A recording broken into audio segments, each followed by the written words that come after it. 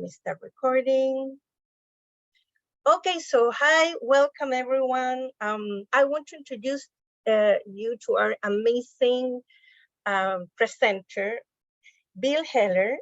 Bill Heller has taught in public elementary, secondary, community college, and undergraduate classroom for 40 years, including 24 years teaching Spanish at Perry High School. He has been a math and Spanish instructor at SUNY Geneseo since 2001. He's frequently presenter of workshops, webinars, and keynotes. He's part of the dream team, right, from the state. Bill served as conference chair for the 2018 Northeast Conference and is currently a member of the executive board and content advisory panel for world languages of the New York State Education Department. So before Bill starts, I want everyone to give him a round of applause and welcome to our conference. So you can turn your mics on and say hello, welcome in any language. 1, 2, 3. Hola. Bienvenido. Hola. Bienvenido. Hello, hello, hi, ciao. Hello. Thank Buenos you. And días. buenos días. And with that, Bill. Thank you. Thank you. Thank you.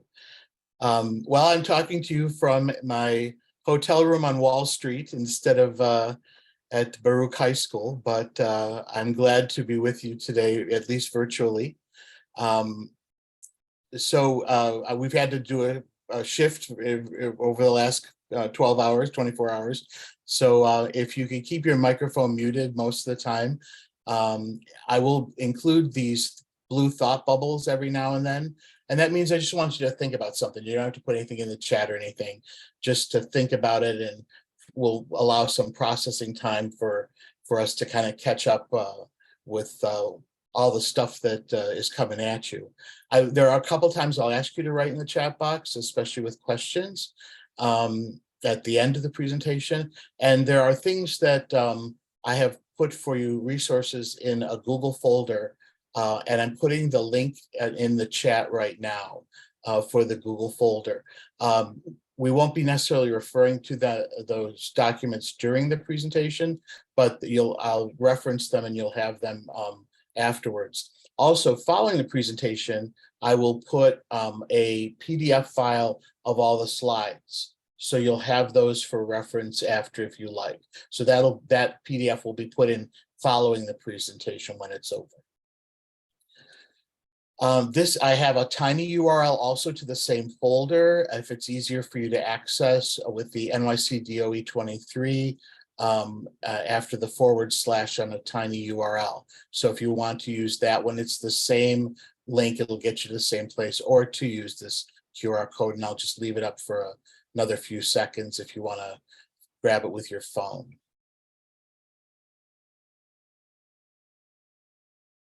Again, these links are hyperlinked on the PDF document that'll be put in immediately following the presentation.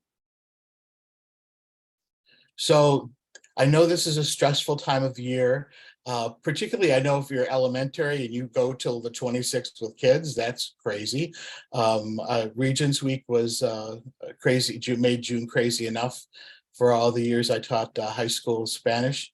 And so I know this time can be stressful. You're trying to kick it into the finish, and sometimes you just have to pause and get some perspective. And I find that the saying on this sign gives me some perspective. Every dead body on Mount Everest was once a highly motivated person. So maybe calm down a little. So I have to remind myself sometimes, maybe I need to calm down a little bit, take a breath, and put things in perspective. So that's my advice for the day and for getting through June. So what we'll do today, 3 things. 1, I can identify the relationship between language functions and language forms that are implicit in the New York State Revised Learning Standards for World Languages and the performance indicators. The second goal, I can understand the role that implicit and explicit instructional strategies play in the learning of language forms. And 3, I can apply strategies for teaching language forms in standards-based instruction. And we talk about 2 buckets of strategies that we'll go over. So traditionally, we have oftentimes had textbooks. I know from a good part of my career teaching Spanish, the curriculum was based on a textbook, and the teaching was based on, the lessons were based on how things were sequenced in a textbook. And that textbook followed a certain model. It was called present, practice, and produce. So you would present the paradigm, you'd present the information, you'd practice it, and you'd produce it. And most of the textbooks were laid out in such that you presented the practiced and produced the vocabulary, you presented, practiced, and produced the grammar. Then you might do a few activities to put them all together, and then you tested the grammar, you tested the vocabulary, and moved on to the next chapter. That's kind of a traditional paradigm. That paradigm, we found, doesn't really work that well in terms of developing proficiency. And so we're still going to be doing the practicing and the producing, but we do things in a little bit of the order. We're not going to be starting with a direct presentation. We're going to be changing up the order a little bit. We'll see how this works. So first of all, a couple key terms that you're going to need. First of all, we're going to talk about language functions a lot, and I'll reference these language functions. And a language function is defined as the communicative purpose of a given task, such as giving advice. It's a language function. Telling or narrating a story. It's a language function. Expressing opinion. A language function. The purpose of why we're communicating. Now, in the standards, we have language function words right embedded. And these are very important for us to kind of focus in on. If you watched Joanne's section of presentation on authentic resources, you understood the interpretive communication language functions of understand, interpret, and analyze. We're going to be focusing a lot more on the standard 2 and 3 language functions, the output functions today, because we're talking about grammar and vocabulary, the tools that we need to communicate output. So you see in standard 2, there's 4 language functions highlighted. Exchange information, which ask and answer questions, right? Expressing feelings, expressing preferences, expressing opinions. Those are the 4 interpersonal or face-to-face communication language functions. There are 5 presentational language functions: describe, inform, narrate, explain, persuade. These are things that we'll do in speaking or in writing or multimedia presentations, in presentations to a specific audience. We also have language functions embedded in our culture standards as well. The culture standard 4, we have identify, describe, and explain. And these are intended to be hierarchical, with checkpoint A, students in the target language being able to identify cultural products and practices. Checkpoint B, they're able to describe it because they can do that at the sentence level with language that they have in the target language. And in checkpoint C, we have explain, which can be done in strings of sentences or paragraphs, which is what we're working toward in checkpoint C. And in the language function for standard 5 for everyone is compare. And this can be done at different levels and in different ways at different checkpoints. But today we'll be focusing mostly on standards 2 and 3 language functions. Now, the second key definition for today is what are language forms? Well, what are we talking about language forms? And this is what we've traditionally thought of as grammar, the language forms. It's the structure or way of organizing language, as well as essential vocabulary that can serve a particular language function. In other words, what do we need? What structures do we need to communicate using a certain language function? Those are the language forms. And sometimes a form can be a word, can be the grammar that you need to carry out a communicative task. So how well and with what degree of sophistication of the language functions can be carried out is dependent upon the language learner's knowledge of and ability to apply forms, vocabulary and grammar, in a given situation using a given text type. In other words, we need grammar. We still need grammar. We still need grammar to communicate. We need grammar to carry out the language functions. We can't live in a grammar-free world as much as some of us would like to believe we could. So what's the big question? How do we teach these forms? Do we use implicit instruction? Do we use explicit instruction, which was more the traditional paradigm, or do we do both? Well, it's interesting. The research actually is quite clear on this, that we need both. Explicit knowledge is relatively easy to learn, but difficult to use for spontaneous L2 production. Conversely, implicit knowledge is relatively difficult to acquire, but important for L2 production. L2 learners are better served by a combination of implicit and explicit instruction. Now, this is a book I'll reference later. It's by a fellow named Sean Lowen, who really looked at the entire field of language acquisition as it applies to the classroom, and has taken all the studies in, looked at all the research, and really the conclusion is that we need both. But how we put both of them together is kind of the substance of what we're going to be working on today. ACTFL has moved on from the core practices that we're focusing on today. They have on their website a thing called the Guiding Principles for Language Learning. Now, one of those guiding principles is teach grammar as a concept in context, which is the same wording they used when they were talking about core practices. Teach grammar as a concept in context. And what ACTFL says is the following: learners should be expected to learn grammar implicitly through target language use and explicitly through discovery of grammatical rules through use in meaningful examples. So we need both the implicit and the explicit to develop proficiency over time.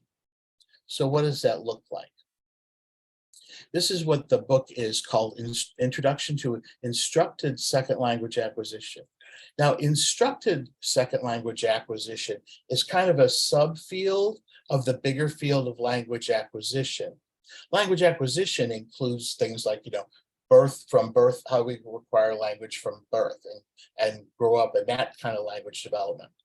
What ISLA talks about is when you learn language in a classroom setting, it's substantially different from how you learn your first language, especially if you're not starting to like 7th grade or 9th grade, right? It's substantially different. And those differences are reflected in the research.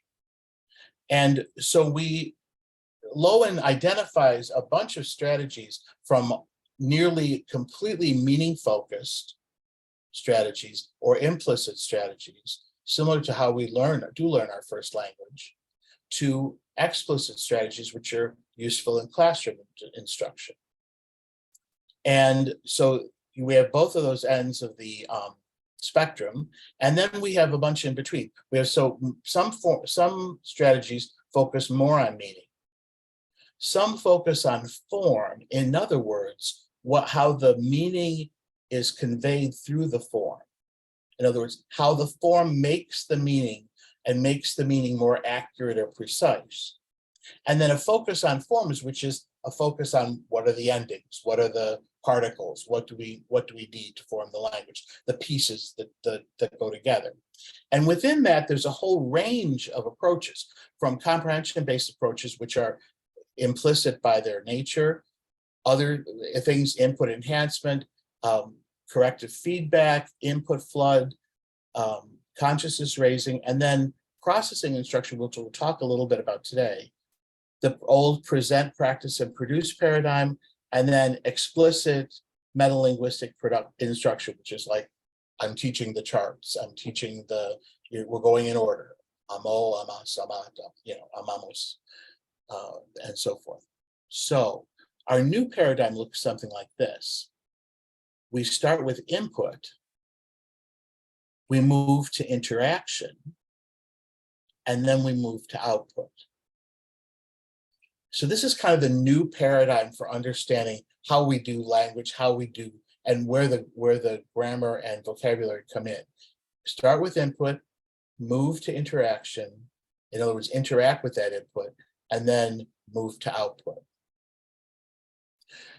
We have so many questions about grammar, right? That when you talk to teachers about grammar, what order do I present the key structures? What structures should I include in the first place?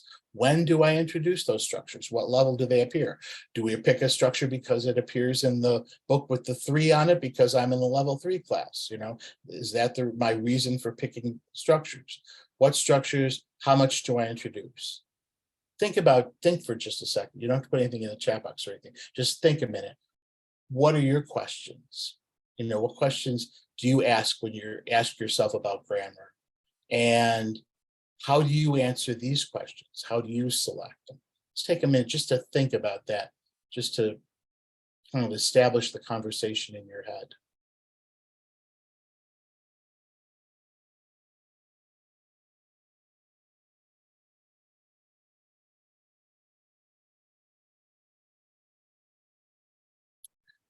So for me, there are 3 guiding principles that I kind of follow when I'm considering what I want to do with grammar at whatever course I'm teaching. My first principle is to know what my proficiency target is. In other words, am I teaching to a novice mid-target, like 7th graders? Am I teaching 10th graders to an intermediate mid-target? What is my proficiency target for my course based on the performance indicators? 2, what language function am I treating? What language function or functions am I treating in this thematic unit I'm working on? What structures will serve that function? And then how do I move my students from input with that function, with that structure, to output? So we're going to follow those 3 principles. First of all, know your proficiency target. Is input the same as presentation or input part of presentation? I hope that'll become more clear. If not, then ask me that again. But first of all, knowing our proficiency target. How does grammar relate to proficiency? This was a key understanding for my own development in this area, for my own shifting the role of grammar in the place of grammar. We used to teach from what was called a mastery paradigm, where you taught the structure, you taught the preterite, in the imperfect, this is Spanish, or the passé composé l'imparfait in French, and you taught them and you wanted them to master them. And by I teach the preterite first, we master the preterite, teach the imperfect, we master the imperfect, then I give you the rules for using them together in narration, and then we master those. That paradigm was very frustrating because it doesn't work. It's not, the way we get language is not an all at once process. It takes time. And so we refer to what is called level of control of a structure. And we talk about 3 levels of control. We talk about conceptual control, partial control, and full control. Meg Malone, who does a lot of work with ACTFL proficiency and teaching teachers how to use proficiency, says, students don't move automatically from understanding how a concept works to functional ability, which would have been our old mastery approach.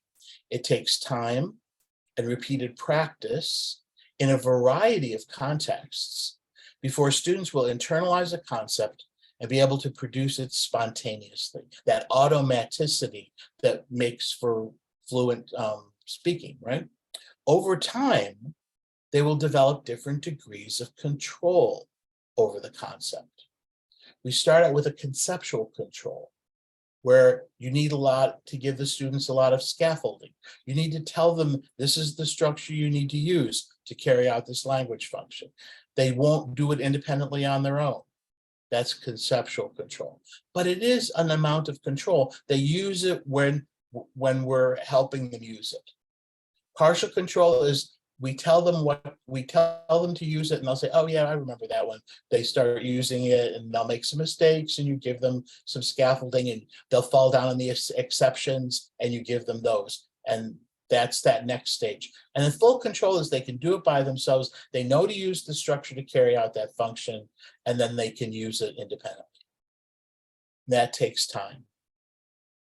So our second principle then is to focus on language functions. And in the interpersonal communication, let me give you an example.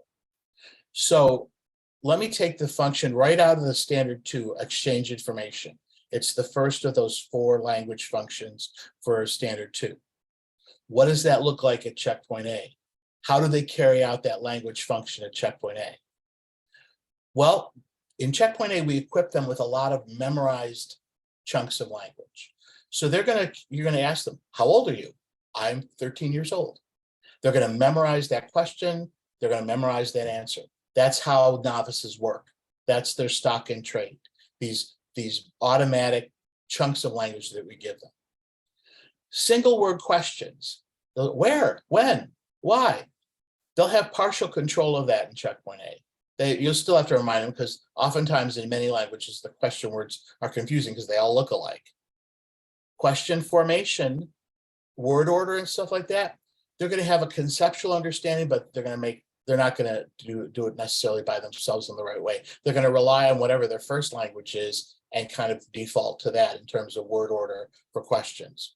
So you'll develop a conceptual control. They're going to know, oh, it's different in the language I'm learning, right? So they'll kind of know something, but might not know all the rules yet, or might not have a command of them, of where to put the subject, for example. Of conceptual understanding of the present tense to exchange information, and maybe a conceptual understanding of the near future, what we're going to do.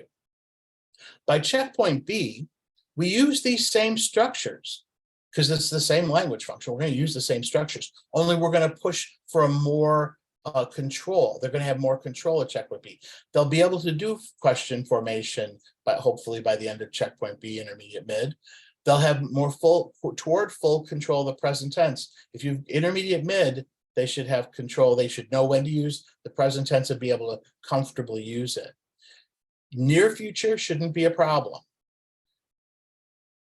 Connecting words, they're going to have partial control because they're going to be starting in the intermediate to take those single sentences, which is the stock in trade of intermediates, the sentence level discourse. They're going to be connecting them in strings of sentences. They're also going to be making longer sentences using connecting words. They'll have a partial control. You'll just have to remind them, make your sentences more juicy, expand your sentences. See, can we combine these? That's the type of stuff you do at checkpoint B. And then commands, we're going to start to give them that structure to exchange information with, like giving advice or something. They're going to do that through commands, but they'll have just a conceptual understanding.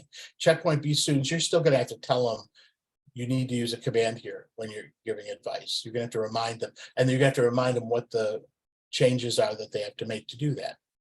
By checkpoint C, you'll have full control of question formation, present tense, near future, connecting words they should be able to use by then, at least to connect 2 sentences together. And they'll start to develop a partial control of commands. But again, they're going to make mistakes and mess up the irregular ones. And sometimes in Spanish, the negatives and the affirmatives, they'll mess that up. Let's take a look at another language function. For standard 3, presentational communication, we have the function of describe. What's that going to look like at the various checkpoints? Well, checkpoint A will give the forms of to be in the present tense, and they'll have a partial control of some of the forms of to be at least. Adjectives, position, and agreement, a conceptual control. You're still going to have to tell them, where the adjective goes, how to make it agree. They'll do it when you tell them to do it. They'll do it when it's they've learned it as part of a whole chunk, where the adjective and the noun are combined and they learned it that way.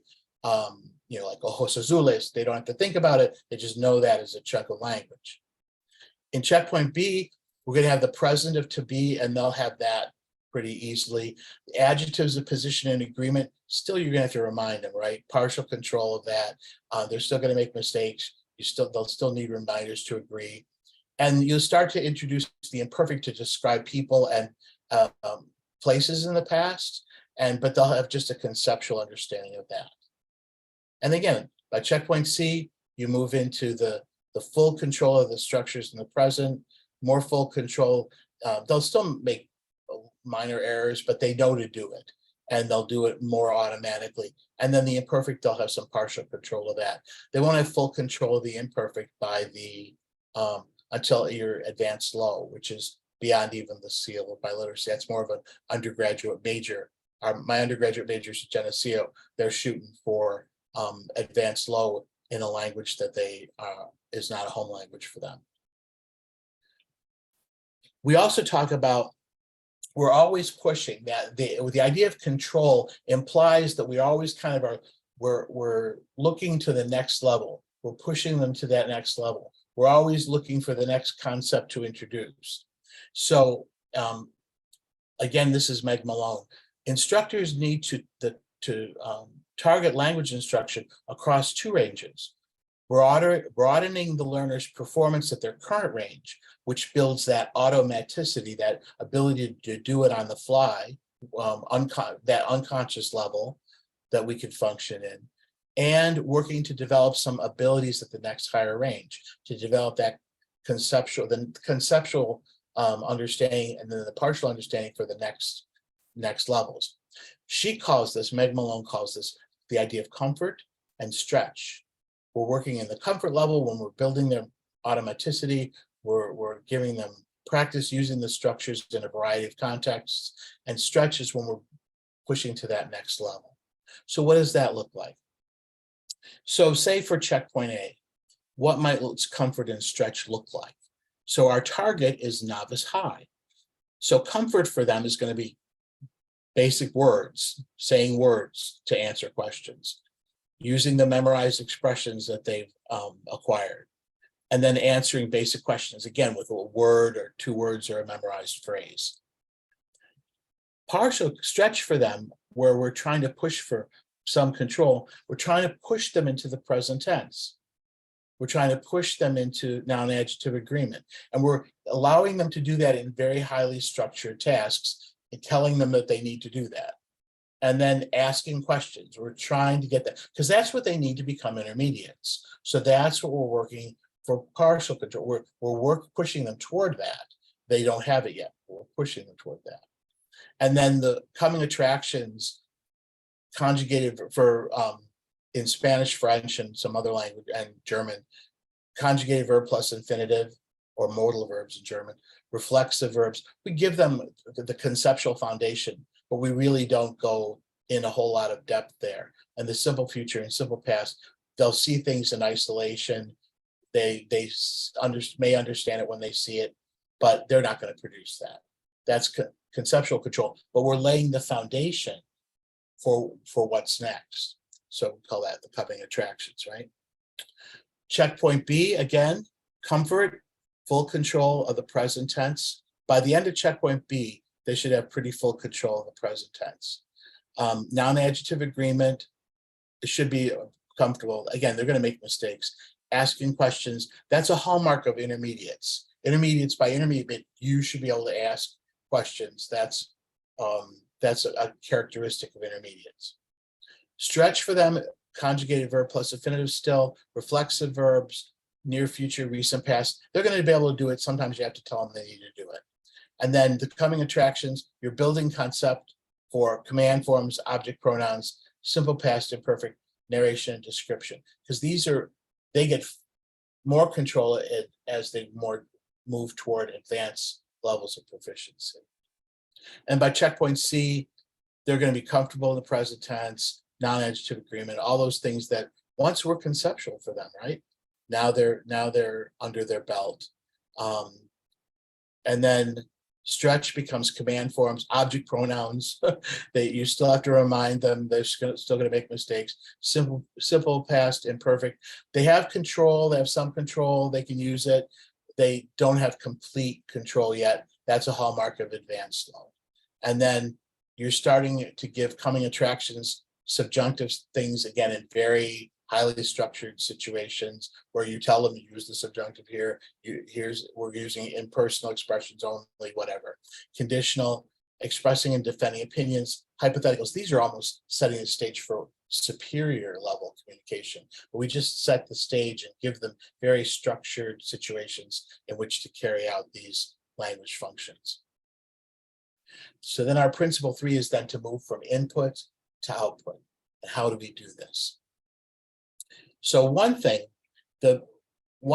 strategy for working, especially if you work with novices, is a lot of grammar is conveyed by those little memorized expressions. Now, people resist the word memorize, like you have to sit down and memorize them.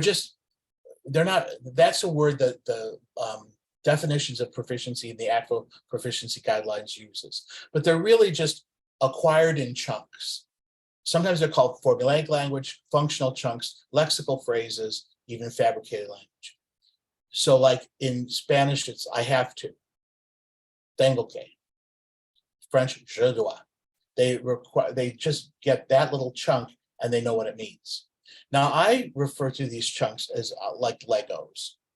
And I want to give my students, when I'm dealing with novices, I want them to have a bathtub of Legos by the time they leave me. I want them to have a bathtub filled with memorized expressions, these formulaic chunks, because that's what, as intermediates, one of the things intermediates have to do is create with the language. And in order to create with the language, they're going to start taking these chunks that they've memorized and cobble them together in ways that express meaning to themselves. And it's messy, and it's not pretty sometimes, but that's what intermediates do. They take these memorized chunks as novices and then cobble them together in new ways. And they're also acquiring more Legos too, to build more things. So in the formulaic chunk is an unanalyzed chunk of language. For example, when you teach in Spanish, French, you teach the name with a reflexive verb. They don't know that. You teach je m'appelle or me llamo, they don't know it's a reflexive verb. You don't analyze it at that level. You just give them to them as a chunk. Boom, this chunk means my name is, I call myself. It communicates meaning and a complete idea. It's useful in multiple contexts. And it can be stored quickly, and it's received as a whole unit. Therefore, it's quickly retrieved, and then it doesn't require cognitive load. So you learn this expression as one thing. So your brain processes it as one thing, not like all the separate parts together. So that reduces cognitive load because it just has to handle that one thing. A couple of you asked about the PowerPoint. The PowerPoint, yes, will be, and a PDF of the PowerPoint will be put in the folder immediately after the presentation. Okay, so this researcher, Allison Ray, talks about what are called formulaic sequences. Two types of formulaic sequences she identifies: routines and patterns. Routines are fixed phrases. I don't understand. We just learn them as a chunk, as the whole phrase as one chunk. What a shame. My kids used to, oh, okay, my threes used to say that all the time. Me too, that's a phrase. They learn that as a phrase. Patterns are phrases that allow for you to kind of insert vocabulary. Do you have any cheese? Do you have any mustard? Do you have any Grey Poupon? Whatever. You can substitute all of the different vocabulary into the pattern. So we teach, so these Legos can either be routines or patterns. How can we put those to use? Well, one thing we could do is teach reactions. Teach reactions. So show a picture stimulus and have the, of course, this list of reactions will be in the target language. I have it in English for us here today who teach many languages, but this could be your target language list of reactions, and the emoji illustrate the meaning of the language, meaning of each of the reactions. So you could have the show the students a picture or give them a situation and have them react. That's how you can kind of introduce them to these chunks of language that they can use. Another thing you could do is guided conversations at checkpoint A level. So for example, here's a guided conversation for what are you going to do this weekend? And again, this would be in the target language. So I'm giving them all of these phrases of things that they're going to do. And it's all correct. They don't have to conjugate anything. They don't have to put pieces together. The whole enchilada is right there for them. They just check the ones that they're going to do this weekend, right? What are you going to do this weekend? I'm going to, and they see that structure. I'm going to infinitive. Then you can give them some more structures to give some details. When, where, with whom. Then you can give them more, some reactions so that they can actually have a conversation. You don't just say what you did in the weekend and then to your partner, and the partner says what they did in the weekend, then you walk away from each other. You react to what your partner says. So you're trying to build them into more authentic ways of conversing. And then you can try and keep the conversation going, with, like to answer why I have to do it, or I can't wait, things like that. So so you can keep the conversation going. And the students would go through, they'd pick out the ones that apply to them, then they'd have the conversation with their partners, then they try it again with another partner. You could do with concentric circles or whatever. But this is a kind of an adaptation of chat mats, but it gives them the structures. They can be successful because it's all in front of them. And then they can engage in conversations that are, interesting, they want to hear about. A second bucket, this is a bucket of strategies besides, so we had the formulaic language is one strategy. Another bucket of strategies is called structured input. This was developed, it's been around for a long time. I think people are just starting to discover it, but I've always loved it. I've been playing this for a long time. It's called structured input. And without getting too much into the weeds of how it works, it's basically, we do start with input, but input only works if we intake it. Otherwise, it's like, it goes right over our head, right? So we have to intake the input. In other words, we have to somehow interact with the input, at least cognitively, for it to become intake. And that intake is what allows that system, that internal system of what sounds right, what's grammatically correct, to form. And then we can apply those kind of rules in our head, we can apply them to output. So what does this look like? I have some notes in the folder about structured input that you'll be able to refer to. So what is required for structured input? According to Lean and Patton, a structured input activity should present one structure at a time. And by one structure at a time, I don't mean like the whole, like a whole verb tense or all the persons, like one person using one structure at a time. And you'll see how this works. Keep meaning and focus. That's what makes this kind of a focus on form and not a focus on forms. Start at the sentence level. Again, sometimes we want to start with these whole tranches of language, and the kids get the structures get lost in the sauce. We work primarily at the sentence level here. We use oral and written input. We have the learners do something with the input, and then we stop after we're done making the meaning. Then we help the students see the patterns. So here's 5 strategies, and I'll go through them kind of quickly because we have a lot to get to yet. But so first is binary operations, surveys, multiple choice, ranking and ordering, and matching, and I'll show you an example. First of all, binary operations. Binary operations means two things. We choose between two things. So I would give them, where do you go in the weekend? This is an interpret activity at first because they're just figuring out what this means to me. And the language function I'm going with is understanding, and understanding, first of all, what it means. And then the idea is why we talk about this. I'm going to narrate what I did in the weekend. Notice how this is my target structure. It's repeated every time. That's my one structure I'm using. And I have learners do something with the input. Did you do this? Put a check mark there. If did you not, then leave it alone. So they have to not only just show, not only like read it through and say, okay, yeah. They have to actually say, I did this, I did not do this. It creates what's called an input flood.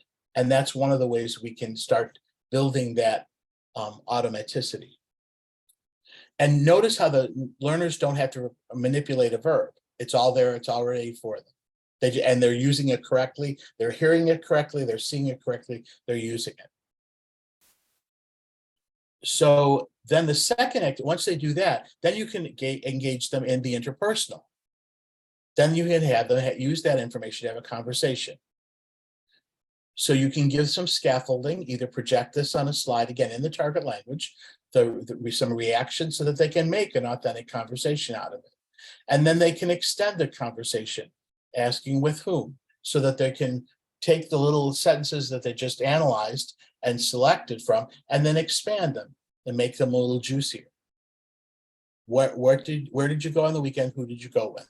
That's the task that they have for an interpersonal conversation. Then the third part is when you analyze it. After you've done that activity, then you go back, you have them sit down, look at what they just did, and then ask them these questions. How did you say I go? What are the ways you can say to the? And then this is where they're kind of starting to form those rules in their head and see why did I do what I did? It's the kind of the metacognitive. And this portion can be done in English. ACTFL says this is one of the acceptable uses of English, this metacognitive part, because they don't have the language to be able to do that metacognitive processing without it. And if you're doing French, have them look at how it changes after to say to the, for places, it changes there. So you can show that, depending on the gender of the article. And then check how did you say I go to class? How do you say I go to the office? To maybe extend the learning, see if they're picking up on the pattern. So we help the students notice the relationships between the functions and the language forms. That's why we're doing this. We're showing the function of talking about your weekend is related to these forms about going and how to say to the. And again, the purpose of this is called consciousness raising. We're building an awareness that these forms are necessary to successfully carry out the language function. A second technique is to use surveys. So here's an example of what you did last summer. This would be an intermediate low target. We use the interpretive again. We're beginning with the input. We're beginning with input. This is input. That's why it's called structured input. We're beginning with this input, and they understand the input. So they're going to go through, what did you do last summer? Did you do this never, rarely, sometimes, often, or always? So we're giving like a Likert type scale. And again, this would be in the target language. I have it for English for you, for our audience for today, but this would be in the target language. And again, most of these stems they'll recognize, they may have new endings on them because they'll recognize the stems from the present, but then they have new endings on them so that they know something's up here because we're talking about last summer. All of the forms, notice how all these are first singular. That's all the only form we're dealing with. We're not giving them all the different forms in the chart, just focusing on one form. Once they've made personal meaning of that list, then we give each of the students one of the questions, and then they turn it into a survey. And we give them the structure to say how often, because that's what we're talking about, never, rarely, sometimes, often, always, right? And then they can say, based on what they checked off, they can respond to the question. So they, how often did you travel out of the country? You may have to help them get that question. And then they can use what they have in front of them to answer the question. So they're taking a survey. This is, again, at the interpersonal level, and then the results can be the presentational level. Our language function, expressing opinions and informing. We're moving to output with support. They have it right in front of them. So we started with the input, we're moving to the output with support. And then again, will help them to notice the real relationship by asking some reflection questions. Again, this can be done in English. Third strategy, multiple choice. This is a really cute, right from Lee and Van Patten. You give them, and you do more than two, obviously, otherwise you wouldn't get the pattern. But when she was a child, my French teacher used to play in the soccer league, used to get bad grades, used to sing in the church choir, used to work at her father's store. Imagine giving your kids a question about what you were like as a kid, the interest that they would have in doing that, and your opportunity to give them all of this flood of the imperfect used correctly, right? When she was an adolescent, my French teacher was very popular, had lots of friends, was very shy, used to work after school. Again, all these uses of the imperfect right in front of you. Another technique is to rank and order. When you, here we put the raised day in logical order. So we give them the input with this is with this third singular of the present tense, and which is tricky in English. It's the only one that adds the S onto the infinitive, and takes a long time for that to be acquired, right? For English language learners. This is only testing that form.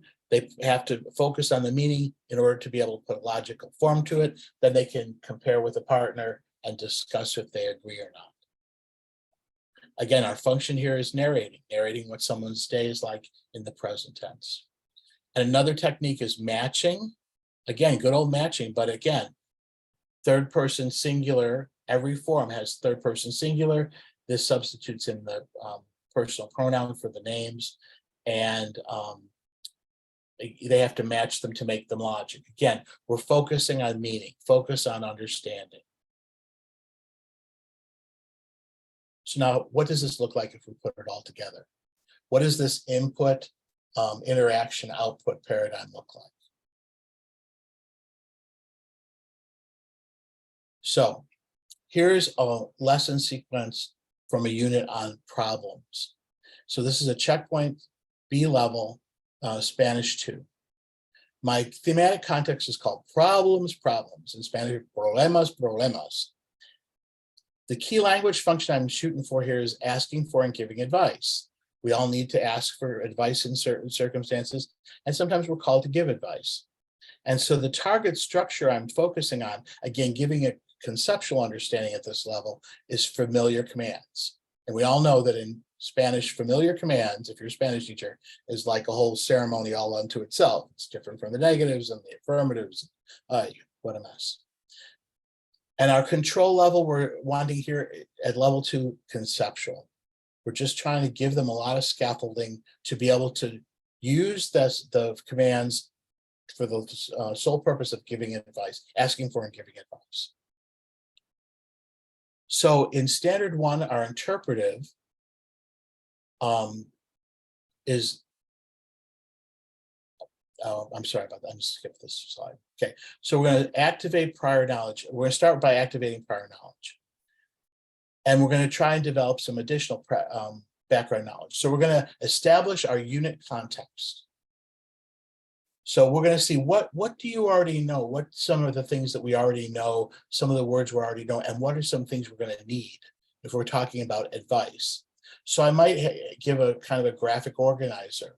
I'll establish the concept of advice, which I can do in the target language. I can use cognates like recommend, recommendations, need to know, things like that. So I can establish what meaning of the word advice in the target language. Then have them think about, who do you ask for advice?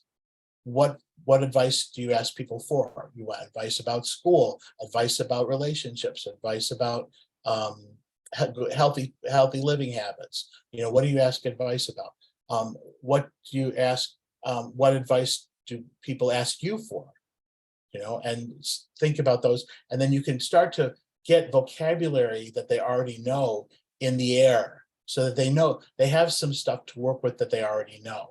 You can also use this occasion to this is a good place to say, where they want to know something, you can supply some words that they're going to use. Then we're going to provide some input with the target structure. And our target structure, again, is familiar commands. So I'm going to use to input, I'm going to use some authentic resources. that use that use familiar commands to give advice. And there's tons of them out there. You can find them all over the place. So this one is on advice about success in school. So I'm going to read, listen, view, in this case, read. First for comprehension. Again, comprehension, we start with comprehension. This is that input first, and we're focusing on meaning. So we're focusing on what the meaning of this. This is all about things, good things to do, good advice to do for success in school. So we're going to do all the before, during, after things to understand and interpret and analyze this infographic. Then I'm going to take the same, once we've established what the infographic is about, what it's communicating, then I'm going to point out those forms. And these are the command forms that are in the infographic. So I'm going to highlight those. We're going to take a look at them. I might list them off to the side. Ask the students what they notice. And what they'll notice is that 3 of them are irregular, actually. So there's a lot of irregulars here, but they'll figure out they're telling you to do something. And that's different in many cases from just if I was saying I was doing it. So then give additional input with interaction. This is where we can use our Lee and Patton structured input activities. So to use several of the structured input activities to give additional input and opportunities for processing and interaction. So this one is about giving advice. So I'm going to give advice about, you have a test tomorrow, right? So is this good advice? Buenos consejos, bad advice, malos consejos, right? And so they read through the list and they decide, they make a decision. They have to understand it in order to make the decision. Good advice, bad advice. They compare with a friend. Maybe you have them think of additional examples of good advice, and they'll gladly supply you with additional examples of bad advice. Then we can look at the rules for forming the targeted structures. Again, this is a conversation that can happen in English. So we have them focus on the words, and they'll notice the pattern that forms. What pattern, what do we have to do? What changes do we have to make to the forms that we usually use in order to make it be a give advice form, in order to make it the command form? Then we can start applying these, provide some additional opportunities to apply the rules. Sometimes these are some of the more traditional things that I've done. I used to do with commands. I did this activity where I had actually a plastic pitchfork and a magic wand. And I play the devil, El Diablo, and I play the angel. And so I give them a problem. What should I do? I have a test tomorrow. What should I do? What does the devil say? What does the angel say? The devil says, don't study. The angel says, study. The devil says, go to the party. Don't go to the party. Go out with your friends. Don't go out with your friends. And notice how the angel sometimes says don't, the angel sometimes says do, right? Don't go to the library. Go to the library. Don't review your notes. Review your notes. Don't sleep 8 hours. Sleep 8 hours. So the angel and the devil are going to give very different advice. But again, that helps them establish. So you give each pair of kids a different problem. They come up with what the angel says and what the devil says. They hold the pitchfork, they hold the wand. It's a fun, but it gives them an opportunity to use the rule that you've developed. So once you develop the rule, then you give them a chance to use it. Then you can create presentational tasks aligned to the learning standard or to use the target structure. So then now they're ready for some output. So one of the things that I would do is, in Spanish, it's querida Carlota or querido Carlos, dear advice letters.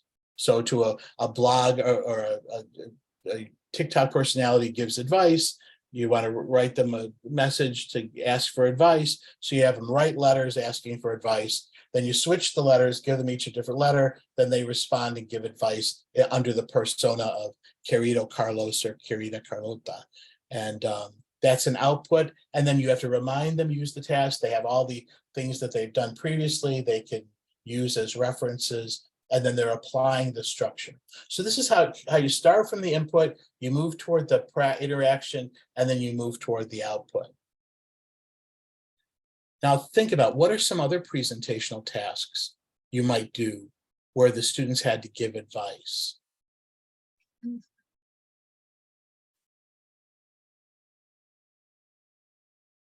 Think about that for a second.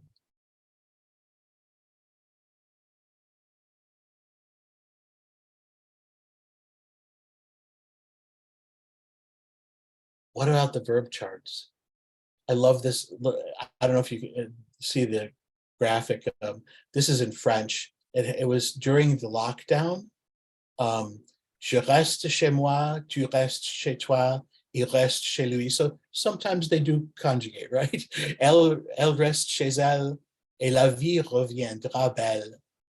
I'm staying home, you're staying home, he's staying home, she's staying home. And life will return to be beautiful, will one day again be beautiful. It's a beautiful thing.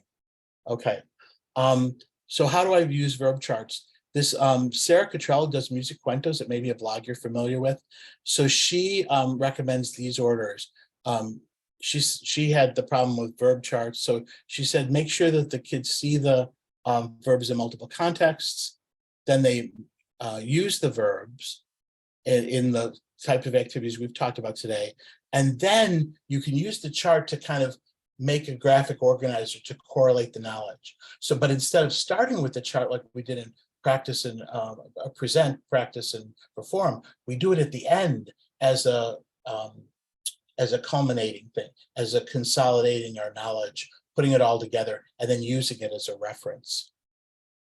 And as I've mentioned, when we're constructing grammar tools, one of the important things that this is one of the occasions where ACTFL tells us that we may use English in co-constructing the grammar rules.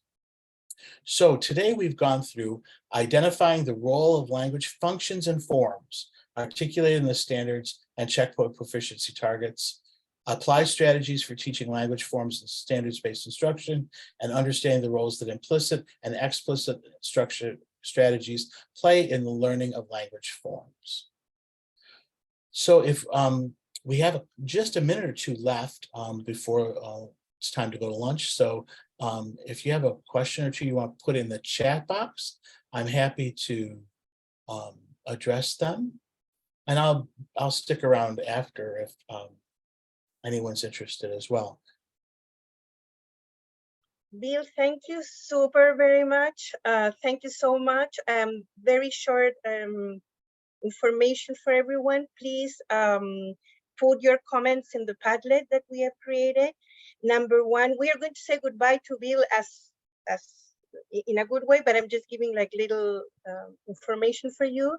Make sure, please, to report to your supervisor after lunch because we are finishing before. And yes, we are super excited. So please, I want all the thanks, and please put your mics on and thank Bill and hearts and everything. Please, like New York City teachers. Thank you. Let us show Bill. Gracias. Gracias. Información, adiós. Gracias. It's incredible. I feel that every time Bill is coming, like the like the dream team. It's Gracias, kind of, Bill. cannot be Thank better, you. and then it's better. Every time it's better and it's better. And the amount of information and strategies we got was incredible. So again, thank you.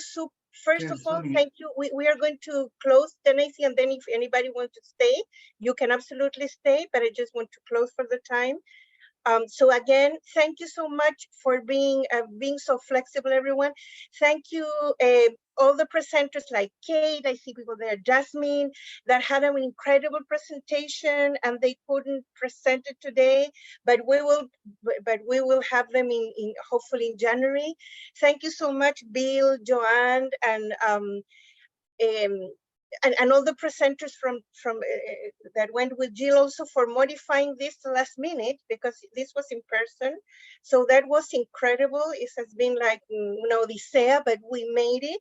We are super happy. And again, Bill, thank you so much. I always learn so much from you. Like, that's what I can say. Muchas gracias a todo.